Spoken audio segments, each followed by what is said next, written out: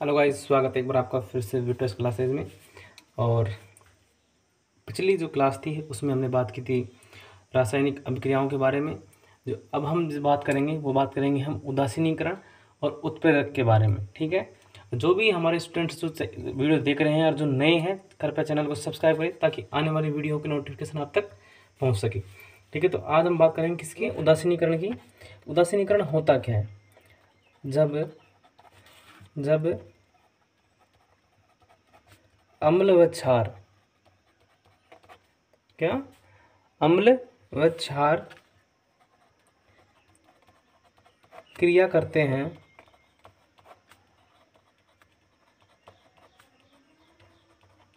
लवण और जल का निर्माण करते हैं। किसका? लवण और जल का निर्माण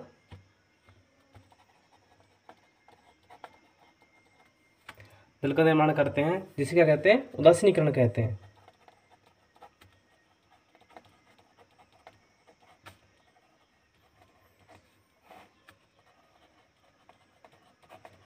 जिसे क्या कहते हैं? उदासीनीकरण कहते हैं।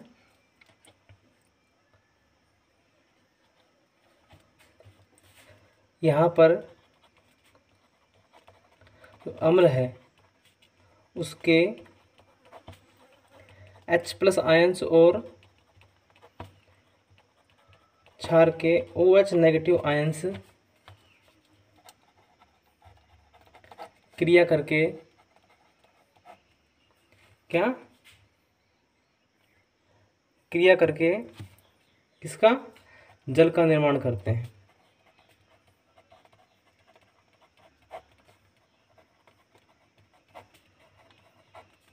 जल का निर्माण करते हैं। ठीक है, अम्ल प्लस क्षार इसका निर्माण करेंगे, ये करेंगे लवण प्लस जल का निर्माण करते हैं।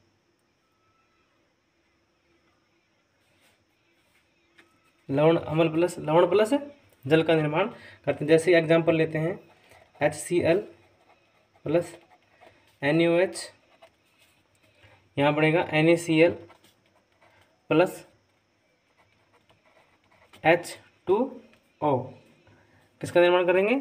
NaCl plus H2O। ये जो है, ये क्या है? लवण।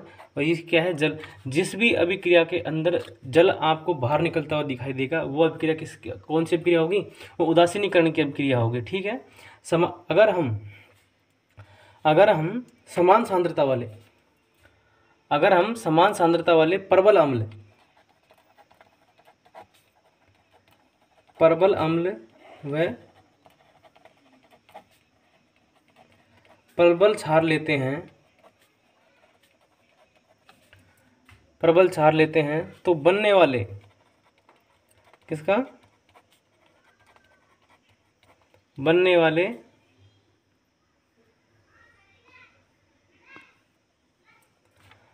बनने वाले लवण का जो विलयन है उसकी pH 7 होगी, यानी कि क्या होगी? उदासीन। क्योंकि यहाँ प्रबल क्षार वे होते हैं जो क्या होते हैं? जल के अंदर पूर्ण रूप से आयनित होते हैं, और अम्ल क्या होते हैं? जो पूर्ण रूप से जल में वियोजित होते हैं। ठीक है, इनकी समानता सांद्रता है, यानी कि जितने OH- आयंस होंगे, हाइड्रोक्सिल आयंस होंगे, उतने ही H+ आयंस होंगे। तो क्या होंगे कि ये समान रूप से क्या बनाएंगे? जल के अणु बना लेंगे। यानी कि किसी भी, या तो हाइड्रोजन प्लस आयंस की, या फिर जो OH- आयंस हैं उनकी जो सांद्रता है वो विलयन के अंदर अधिक या कम नहीं होगी, बराबर होगी। इसलिए क्या होगा? विलयन H+, यानी कि, और OH- आयंस हैं वो बराबर होंगे, इसलिए क्या होगा? विलयन उदासीन होगा। ठीक है, pH 7 होगी। अगर अब हम बात करें, जैसे कि एग्जाम्पल लिया था हमने, HCl plus NaOH, NaCl plus H2O बना। ठीक है। अगर इसी तरह हम कहें कि अगर किसकी परवल अम्ल प्लस दुर्बल क्षार, अगर हम प्रबल अम्ल प्लस दुर्बल क्षार की क्रिया कराते हैं तो प्रबल अम्ल क्या होगा, जल के अंदर पूर्ण रूप से वियोजित होगा। क्या होगा, अम्ल तो होगा पूर्ण रूप से वियोजित, और जो दुर्बल क्षार है वो क्या होगा, पूर्ण रूप से वियोजित नहीं होगा। क्या होगा, पूर्ण रूप से वियोजित नहीं होगा। यानी कि जाहिर सी बात है कि अगर अम्ल पूर्ण रूप से वियोजित होगा तो क्या होगा, जो H+ आयंस है उनकी सांद्रता क्या होगी, अधिक होगी, और OH नेगेटिव आयंस यानी कि हाइड्रोक्सिल आयंस है उनकी सांद्रता क्या होगी, कम होगी। H+ आयंस की सांद्रता अधिक होने के कारण, H+ आयंस की विलयन में H+ आयन की सांद्रता अधिक होने के कारण जो भी विलयन बनेगा वो कैसा बनेगा, वो होगा अम्लीय, यानी कि pH क्या होगी, 7 से कम होगी। ठीक है। जैसे कि हम रिएक्शंस करवाते हैं अब इसकी, प्रबल अम्ल HCl ले लिया, NH4OH प्रबल अम्ल और दुर्बल क्षार लिया। ठीक है, क्या ले लिया, प्रबल अम्ल और दुर्बल क्षार। इसकी जब रिएक्शंस कराई तो क्या होगा, NH4Cl प्लस H2O। ये उदासीनीकरण की अभिक्रिया तो है, लेकिन इसमें क्या है कि जो अम्ल पूर्णतः आयनित हो जाते हैं और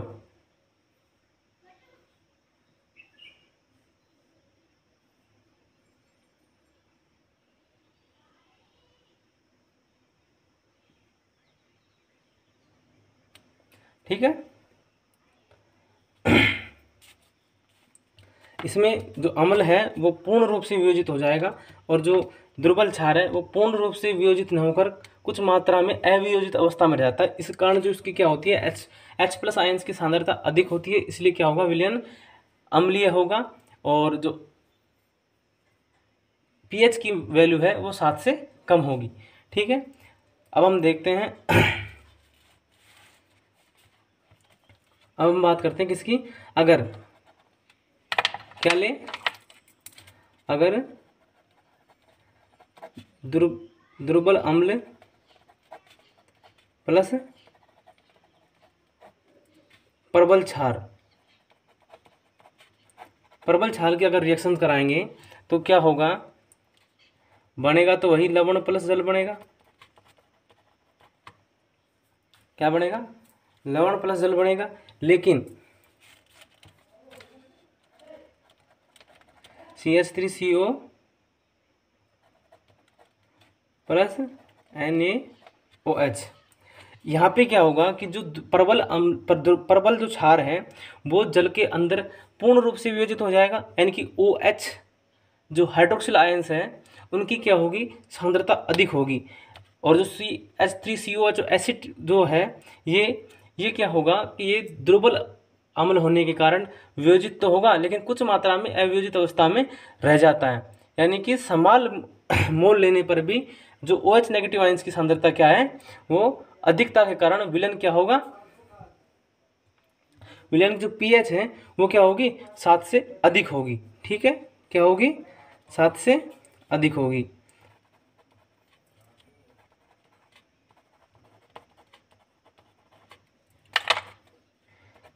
pH क्या होगी, 7 से अधिक होगी। ये तो थी हमारी किसकी, उदासीनीकरण की अभिक्रियाएं। ठीक है, उदासीनीकरण क्या होता है, क्या नहीं होता है।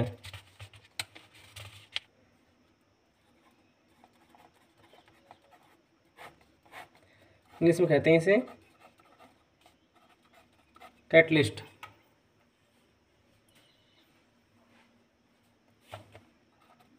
ठीक है, अब बात करते हैं उत्प्रेरक होते क्या हैं। उत्प्रेरक वे पदार्थ होते हैं जो क्या करते हैं, रासायनिक अभिक्रिया के वेग को प्रभावित करते हैं, परंतु जो स्वयं हैं वो अप्रभावित रहते हैं, उनमें कोई परिवर्तन नहीं होता। ये क्या कहलाते हैं, उत्प्रेरक कहलाते हैं। और ये जो अभिक्रिया है क्या कहलाती है? जो क्रिया है वो कहलाती है उत्प्रेरण की क्रिया। बात करते हैं वे पदार्थ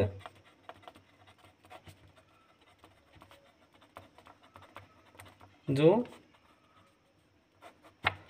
रासायनिक अभिक्रिया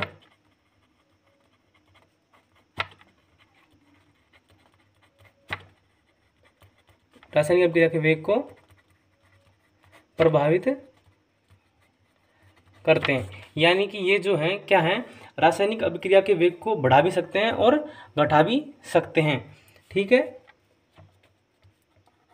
परंतु स्वयं जो क्या होते हैं, स्वयं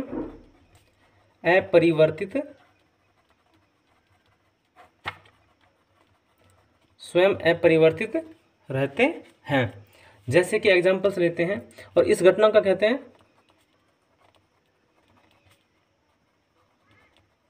इस घटना को उत्प्रेरण की घटना कहते हैं।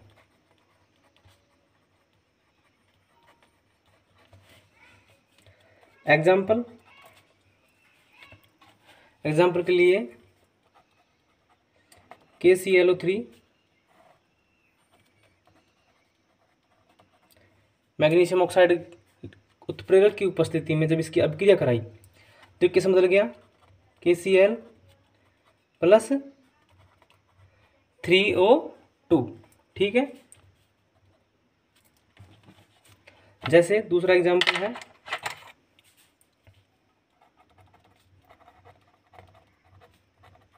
वनस्पति तेल, क्या किया, हाइड्रोजन गैस प्रवाहित की किसकी उपस्थिति में, निकल उत्प्रेरक की उपस्थिति में, तो क्या बन गया, वनस्पति घी। ये जो निकल उत्प्रेरक है और एमरटो ऑक्साइड है, ये क्या करते हैं, ये अभिक्रिया को प्रभावित करते हैं। जैसे कैसे, ये जो पोटेशियम क्लोरेट है, पोटेशियम क्लोरेट है, उसमें MnO2 मिलाने पर कम ताप पर ही कम ताप पर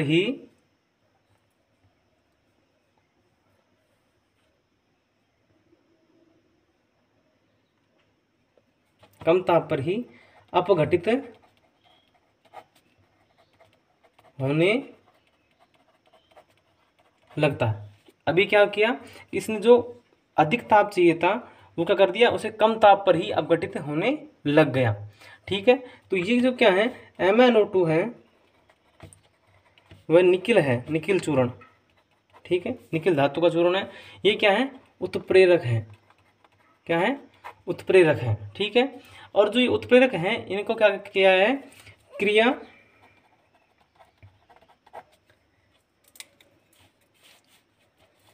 क्रिया एवं अवस्था के आधार पर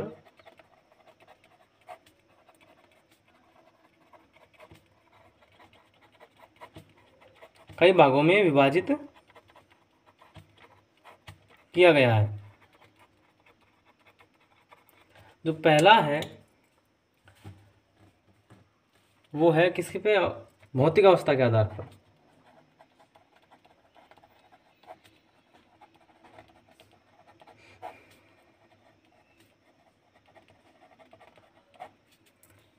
उसका है पहला ए, सममांगी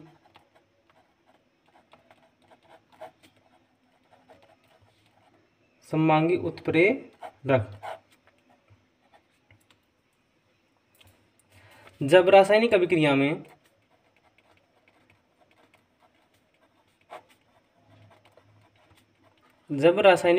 में अभिकारक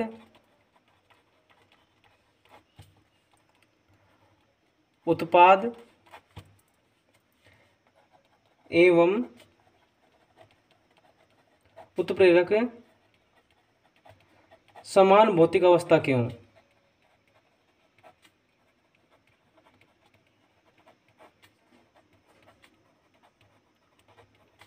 तो सममांगी उत्प्रेरक कहलाता है। क्या कहलाता है, सममांगी उत्प्रेरक। एग्जाम्पल है इसका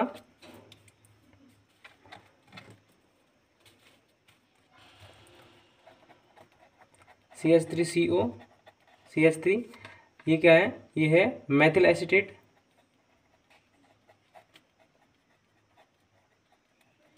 ये किसमें, लिक्विड अवस्था के अंदर। इसकी रिएक्शन कराई किसके साथ, H2O। ये क्या है, लिक्विड अवस्था में क्या बन गया, CH3COH प्लस CH2OH। ये क्या है, सारे लिक्विड अवस्था में। ये है एसिटिक अम्ल और ये है अल्कोहल। ये क्या है, सारे के सारे। और इसको जो उत्प्रेरक काम में लेंगे वो लेंगे हम कौन सा, HCl। ये भी कौन सी है, लिक्विड अवस्था में। ये तीनों की क्या है, जो भौतिक अवस्थाएं हैं वो तीनों चारों की क्या है, वो है लिक्विड अवस्था में। तो ये कौन सा अभिकारक, कौन सा उत्प्रेरक होगा, सममांगी उत्प्रेरक। ठीक है, दूसरा एग्जाम्पल लेते हैं, 2SO2 प्लस O2। ये क्या, यहाँ पे ये कौन सी अवस्था के अंदर है, ये है गैस अवस्था के अंदर। ये ऑक्सीजन कौन सी अवस्था में होगी, गैस अवस्था में। इसकी अभिक्रिया कराई किसकी उपस्थिति में, NO, नाइट्रोजन ऑक्साइड। ठीक है, तो ये कौन सी अवस्था के अंदर है, ये भी गैस है। कौन सी अवस्था में होगी, गैसीय अवस्था के अंदर। तो क्या बनेगा, 3SO3, यानी कि sulphur try oxide. Sulphur try oxide ये क्या होगा, ये भी गैसीय अवस्था के अंदर होगा। तो ऐसे जो उत्प्रेरक हैं जिनके अभिकारक, उत्पाद एवं उत्प्रेरक की अवस्था क्या होती है, सेम होती है, भौतिक अवस्थाएं सेम होती हैं, क्या कहलाते हैं, सममांगी उत्प्रेरक। ठीक है, अब हम बात करते हैं विषमांगी उत्प्रेरक के बारे में। अब हम बात करते हैं किसकी, विषमांगी उत्प्रेरक की। किसकी, विषमांगी उत्प्रेरक की। वे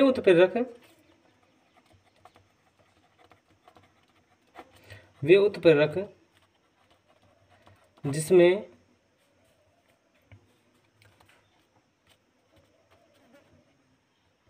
रासायनिक अभिक्रिया में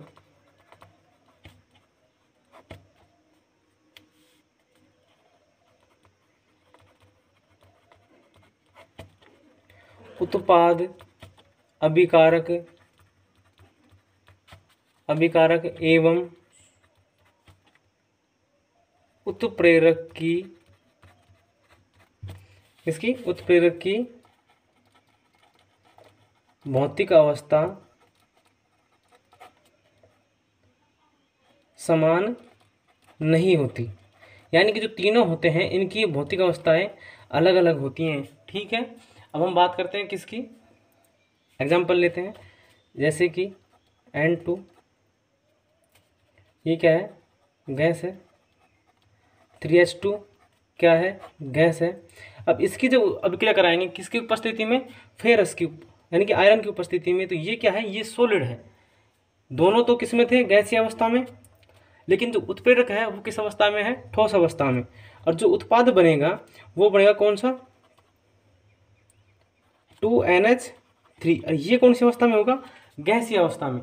यानी कि हम कह सकते हैं कि जो अभिकारक है और जो उत्प्रेरक है और उत्पाद है, इसकी क्या है, अवस्थाएं अलग हैं। उत्प्रेरक अलग अवस्था में है और अभिकारक और उत्पाद क्या है, वो अलग भौतिक अवस्था में है। तो इस कारण कह सकते हैं कि ये कौन सा उत्प्रेरक होगा, विषमांगी उत्प्रेरक होगा। ठीक है,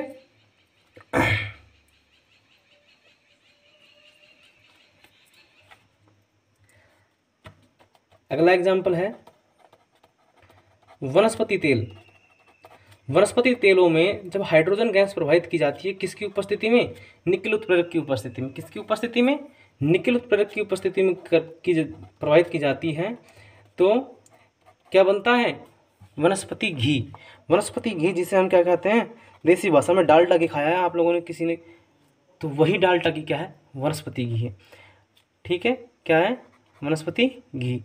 ये कौन सा होगा, लिक्विड अवस्था में। लेकिन ये कैसा होगा, सॉलिड अवस्था में।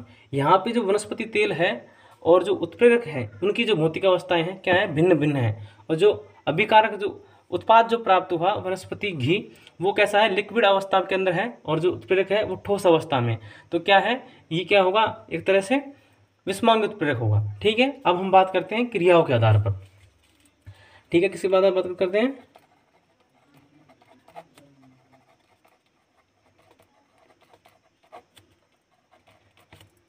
किसके आधार पर, क्रिया के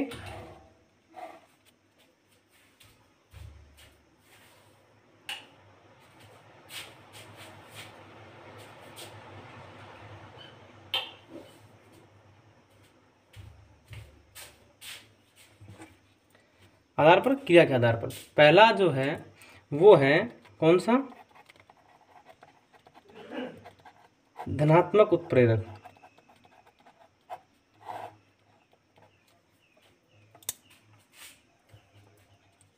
धनात्मक उत्प्रेरक जो होते हैं रासायनिक अभिक्रिया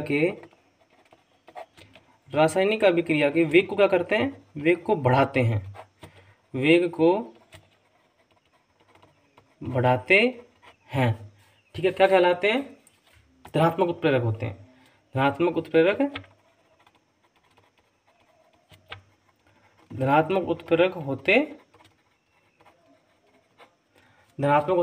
होते हैं। जैसे कि हमारा एग्जाम्पल है 2KClO3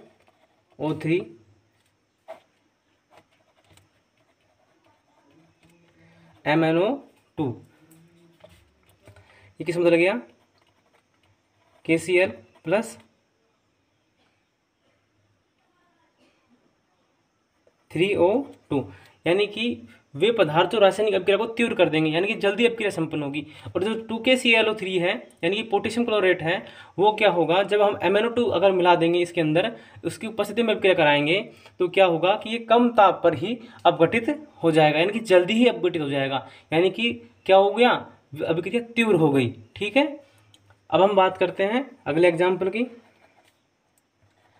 2SO2 प्लस O2।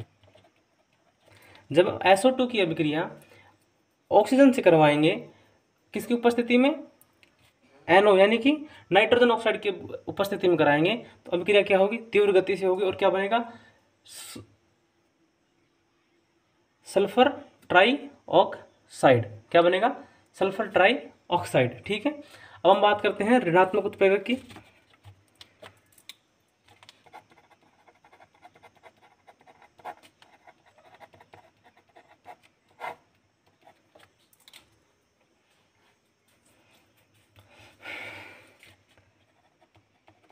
वे उत्प्रेरक होते हैं जो रासायनिक अभिक्रिया के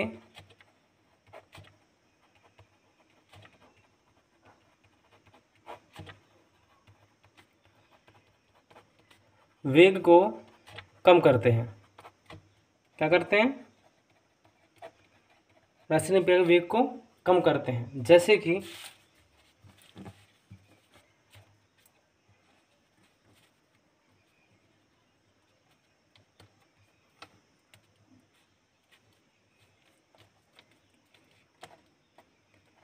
H2O2,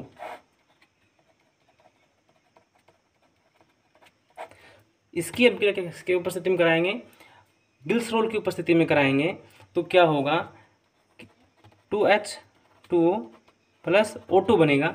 जो ग्लिसरॉल की जब उपस्थिति में इसकी रिएक्शंस होती है, तो जो हाइड्रोजन पेरोक्साइड होता है, क्या होता है, हाइड्रोजन पेरोक्साइड, इसकी जो अपघटन की दर है वो क्या हो जाती है, वो कम हो जाती है। इसलिए जब भी इसका संग्रहण किया जाता है, इसे लंबे समय तक रखा जाता है, तो इसमें क्या करते हैं, ग्लिसरॉल मिला देते हैं। क्या करते हैं, ग्लिसरॉल मिला देते हैं। थोड़ी मात्रा में मिलाते हैं, अधिक मात्रा में नहीं, थोड़ी सूक्ष्म मात्रा में ग्लिसरॉल मिला देते हैं। अगला जो उदाहरण है हमारा वो है कौन सा, क्लोरोफॉर्म, CHCl3 प्लस O2। ये CHCl3 क्या होता है कि ये ऑक्सीजन की उपस्थिति में स्वतः ही ऑक्सीकृत होकर क्या बनाता है, फास्जिन गैस बनाता है। क्या बनाता है, COCl2 फास्जिन गैस बनाता है।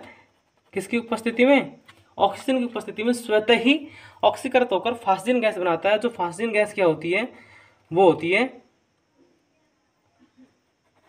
फास्जिन गैस क्या होती है, विषैली गैस होती है। क्या होती है, विषैली गैस होती है। इसलिए इसको क्या करते हैं, इसे भाई इसके अंदर फास्जिन गैस नहीं बने, गति बहुत धीमी हो, मंद हो, अगर बने भी, तो इसके लिए क्या करते हैं, इसके अंदर C2H5OH यानी कि एथेनॉल मिला देते हैं। कुछ मात्रा में, थोड़ी मात्रा में एथेनॉल बना देते हैं। इससे क्या होता है, इसका जो अभिक्रिया होती है वो बहुत स्लो हो जाती है, और जो स्लो हो जाती है यानी कि अभिक्रिया मंद हो रही है, तो कौन सा उत्प्रेरक होगा, ऋणात्मक उत्प्रेरक होगा। अब हम बात करते हैं किसकी स्वतः स्वतः उत्प्रेरक की। जब किसी रासायनिक अभिक्रिया में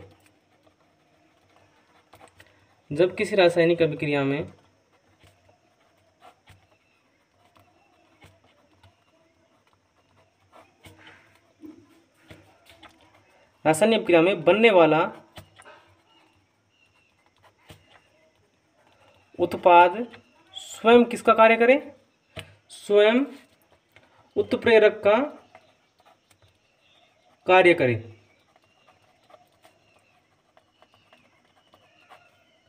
तो क्या होगा, स्वतः उत्प्रेरक कहलाएगा। क्या कहलाएगा, स्वतः उत्प्रेरक कहलाएगा।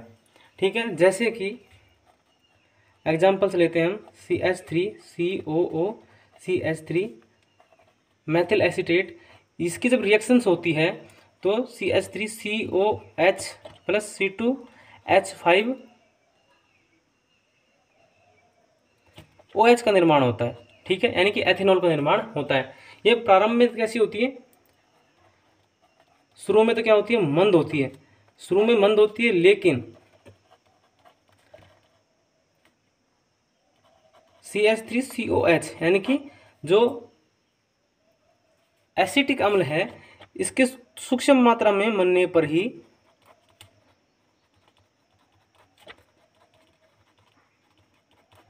बनने के बाद अभिक्रिया कैसी हो जाती है, अभिक्रिया तीव्र हो जाती है।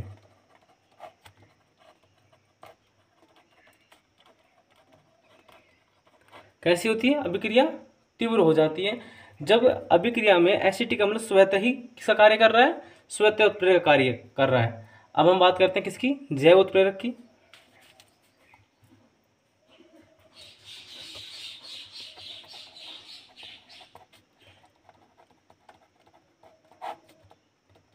अगला है जैव उत्प्रेरक। जैव रासायनिक अभिक्रियाओं के वेग को प्रभावित करने वाले, गति को बढ़ाने वाले। ठीक है, रासायनिक अभिक्रियाओं के, जैव रासायनिक अभिक्रिया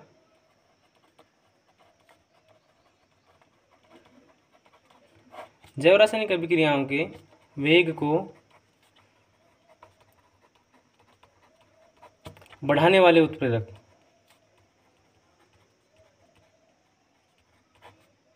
क्या कहलाते हैं, जैव उत्प्रेरक कहलाते हैं।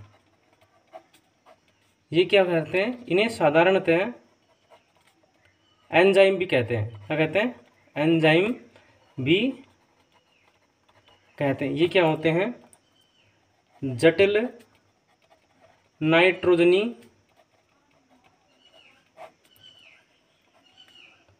कार्बनिक यौगिक होते हैं।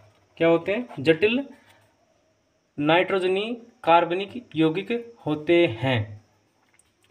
और ये अलग अलग जो रासायनिक, जैव रासायनिक अभिक्रिया हैं उनके लिए अलग अलग होते हैं। जैसे कि NH2CO NH2 क्या है, यूरिया, इसकी अभिक्रिया किसकी उपस्थिति में कराएंगे, यूरिएज की उपस्थिति में। किसकी उपस्थिति में, यूरिएज की उपस्थिति में।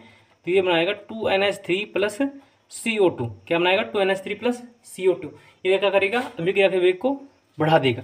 ठीक है, जैसे ही माल्टोज की अभिक्रिया, किसकी, माल्टोज की अभिक्रिया किसकी उपस्थिति में, माल्टेज की उपस्थिति में, माल्टेज की उपस्थिति में कराई और क्या बना, ग्लूकोज। तो ये क्या करेगा, अभिक्रिया के वेग को तीव्र कर देगा।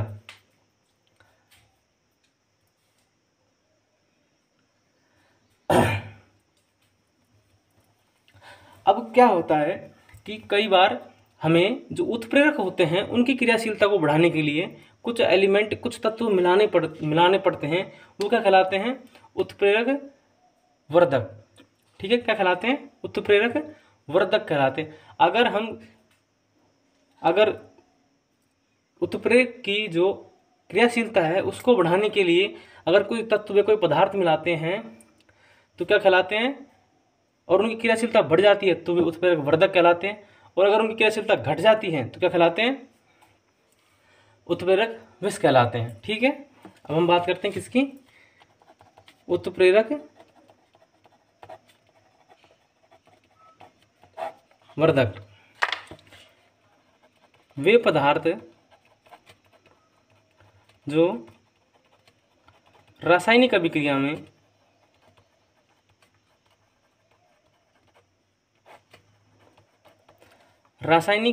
में उत्प्रेरक के साथ मिलाने पर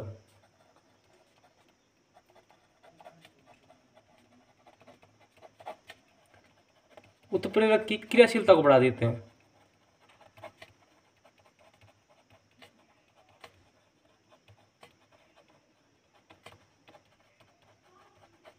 उत्प्रेरक वर्धक कहलाते हैं। जैसे कि क्या, जैसे कि N2+3H2, इसकी जब हम रिएक्शन करवाते हैं तो फेरस की उपस्थिति में करवाते हैं। किसकी उपस्थिति में करवाते हैं?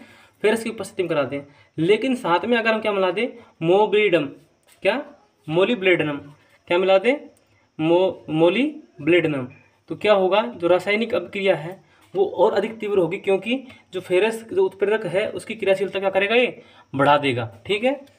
जैसे ही वनस्पति तेल में हाइड्रोजन गैस प्रवाहित करते हैं, किसकी उपस्थिति में? निकल की उपस्थिति में, तो क्या बनता है? वनस्पति घी। अगर इसमें हम कॉपर मिला दें, क्या कॉपर का मिश्रण में कॉपर मिला दें, तो क्या करेगा? जो निकल है उसकी जो क्रियाशीलता है उसको बढ़ा देता है, यानी कि उत्प्रेरक की क्रियाशीलता को क्या करता है? बढ़ाता है। तो ये क्या कहलाएगा? उत्प्रेरक वर्धक कहलाता है। अगला जो है उत्प्रेरक विष।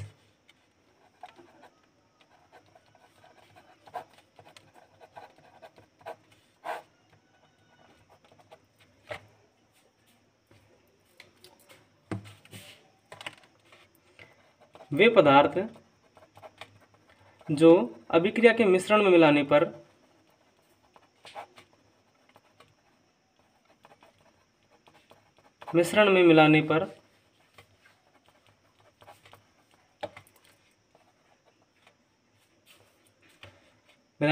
उत्प्रेरक की क्रियाशीलता को कम कर देते हैं।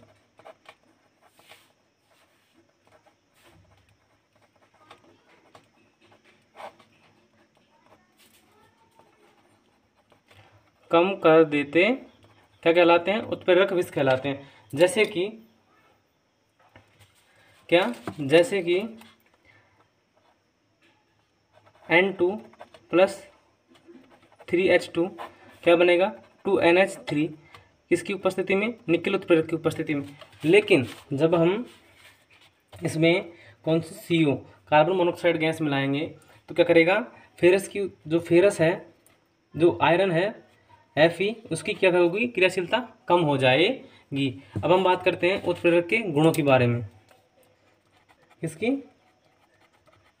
उत्प्रेरक के गुण। ठीक है। ये क्या करते हैं? ये अभिक्रिया के वेग को क्या करते हैं? अभिक्रिया के वेग को प्रभावित करते हैं। वेग को प्रभावित करते हैं, स्वयं अपरिवर्तित रहते हैं। पहला गुण। दूसरा गुण है इनकी केवल अभिक्रिया में सूक्ष्म मात्रा काफी होती है और प्रत्येक अभिक्रिया के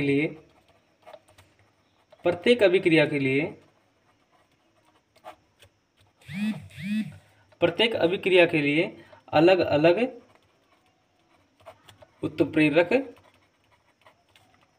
होते हैं।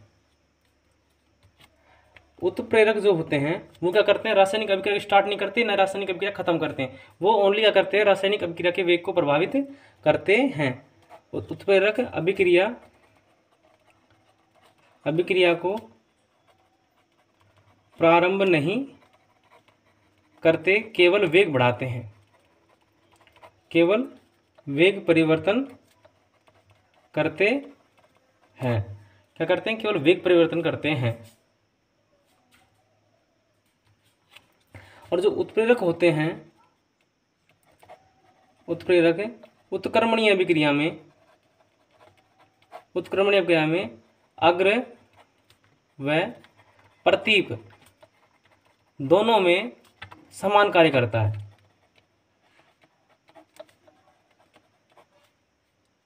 क्या करता है? समान कार्य करता है। और जो अगला लास्ट जो पॉइंट है वो है उत्प्रेरक एक निश्चित ताप पर ही